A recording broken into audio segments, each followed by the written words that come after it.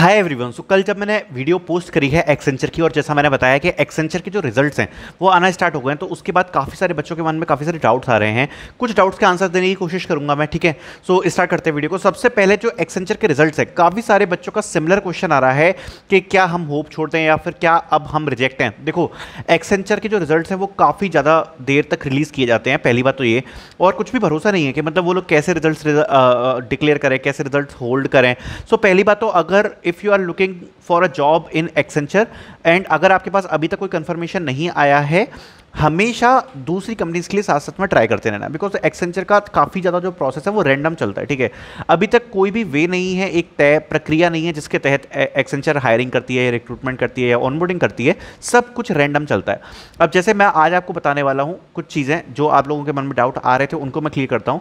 तो पहली बात तो, क्या होप छोड़ देनी चाहिए? तो बिल्कुल होप नहीं छोड़ देनी चाहिए। अभी तो बिल्कुल भी होप छोड़ने की कोई बात ही नहीं है until you get the rejection mail, क्योंकि एक्सेंचर के जो रिजल्ट्स हैं, जैसा मैंने बताया कि वो ऐसे ही चलते हैं, फेस बस आएंगे, धीरे धीरे आएंगे और रैंडमली आते हैं। अब देखो, कल से जब से रिजल्ट आया तो उसके बाद मैंने भी थोड़ी सी इसके बारे में रिसर्च करी है और मैंने उन बच्चों से पूछने की कोशिश करी कि उनको कब मेल आए थे, कब इंटरव्यूज़ हुए थे और कब उनको मेल्स रिसीव हुए थे। तो एक बार मैं आपको बताता हूँ, मैंने सारे नोट डाउन करके रखे हैं, ठीक है।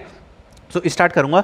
सो जो सबसे पहला है, तो सबसे पहले जो कैंडिडेट से मैंने कंफर्म किया था उन्होंने बताया है कि 31 मई को उनका इंटरव्यू हुआ, ठीक है।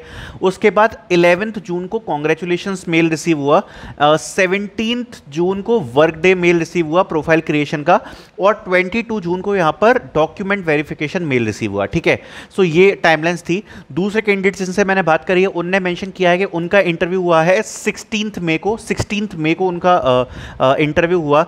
उनको कॉन्ग्रेचुलेशंस का मेल रिसीव हुआ on 10 June, work day profile का उनको मेल रिसीव हुआ ऑन 16 जून, और जो उनको डॉक्यूमेंट वेरिफिकेशन का मेल है वो रिसीव हुआ है 21 जून को, ठीक है।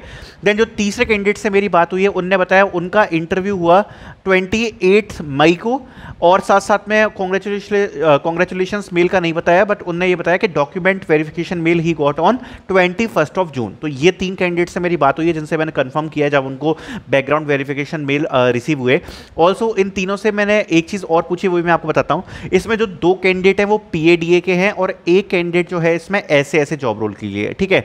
And the another important part is कि इनसे मैंने जब चैट में ये बात पूछी थी कि उनने कितने क्वेश्चन सॉल्व किए, तो देखो PADA वालों ने बताया था, खासकर कोडिंग में बता रहा हूँ।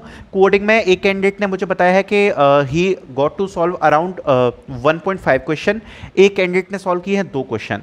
एंड टॉकिंग अबाउट द ऐसे उसने कोडिंग वाला चूज ही नहीं किया था, ठीक है। बट ही वाज टेलिंग कि उसका जो एप्टीट्यूड टेस्ट का परफॉर्मेंस था वो बहुत ही ज़्यादा अच्छा था, ठीक है। नाउ एक और कंफ्यूजन जो हो रही है उसके बारे में एक चीज़ और बताना चाहता हूँ कि कि कल मुझे 2 चीज़ें पता पड़ी हैं।